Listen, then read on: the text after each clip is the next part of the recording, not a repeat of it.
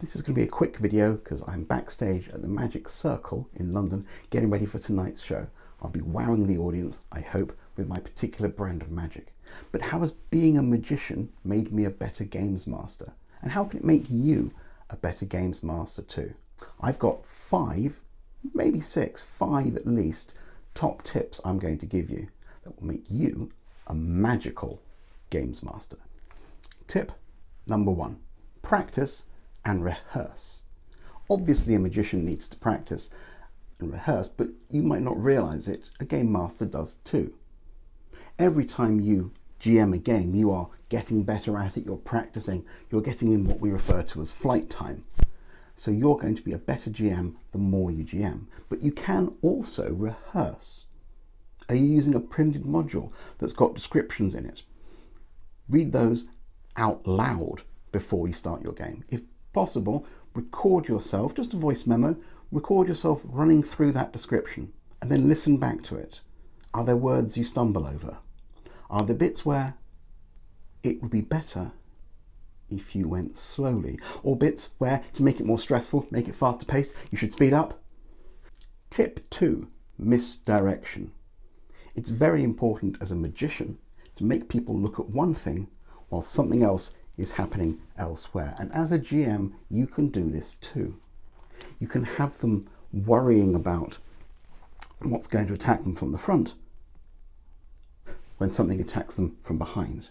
You can have them think that one person is an ally when you reveal they weren't, and the pieces fall into place and it's realized they've been sabotaging them all along. Misdirect your players and they will be amazed at your skills. Tip number 3, reveals. Very magical, but also great in a game. At the end of a magic trick, there's a reveal. Is this your card? And sometimes in the middle of a magic trick, there's a false reveal. Is this your card? No? Oh. And then some more magic happens, and then it's your card. You can have reveals in games when it turns out that what they've been fighting against is this particular monster, that particular bad guy. But think about where they're going to go. We wouldn't put a reveal at the beginning of a magic trick, so why reveal who the monster is at the beginning of the session?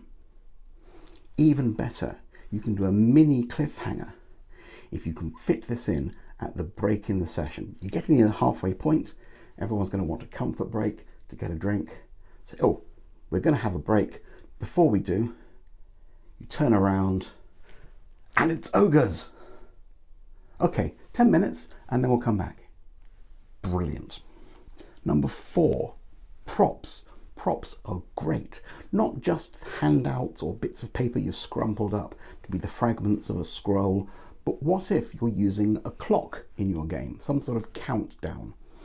Monster of the Week and Blades in the Dark and other games have these, and the idea is you shade in a bit of the clock each time the party does something particularly good or particularly bad, and then at the end calamity occurs, the monster arrives, the train crashes, the fire breaks out, the explosion. Well, don't hide your props. What if you've got some cards and most of the cards say everything's fine, nothing to worry about, it's all okay? But you've told the players that further down in the pile there are cards that say doom, disaster, and a few with mysterious noise. You feel like someone is watching you. And every time they fail a roll, they turn over the top card and show everyone it says, oh no, we're fine. It's all okay.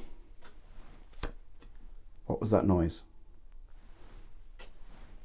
Everything's fine again. And you've put the really bad card at the bottom, but you tell them, if you fumble, if you roll a 1, you can shuffle the cards that are still face down before you turn over the next one. Now, no one knows when doom is going to strike. That is suspense. And tip number 5, and this is an important one for magicians, it should be an important one for you too. Never reveal your secrets. I'm not going to tell you how the magic trick is done. Please don't tell your players, or when you're going to find out later on that so-and-so is secretly a vampire. Well, obviously, don't tell them that. But also thinking about it slightly more esoterically.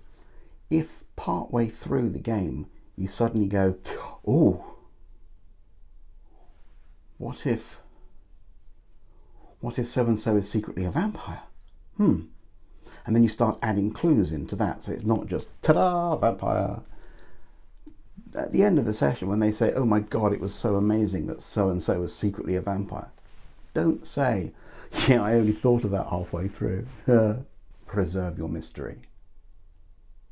So that's 5 tips that I think you can use as a game master, that I use as a magician and as a game master. It was great messing up again.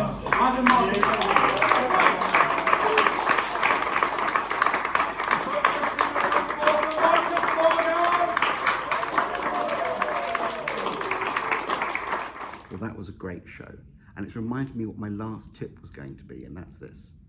Take the applause. They had a great night, and they want to tell you that. They want to express their thanks. Don't downplay it. Don't say, oh, it was nothing. You were fantastic. Tell them they were too. And if you like those ideas, please bookmark this video, try one of them out in your next session, and come back and pop it in the chat how you did. I want to find out how it went.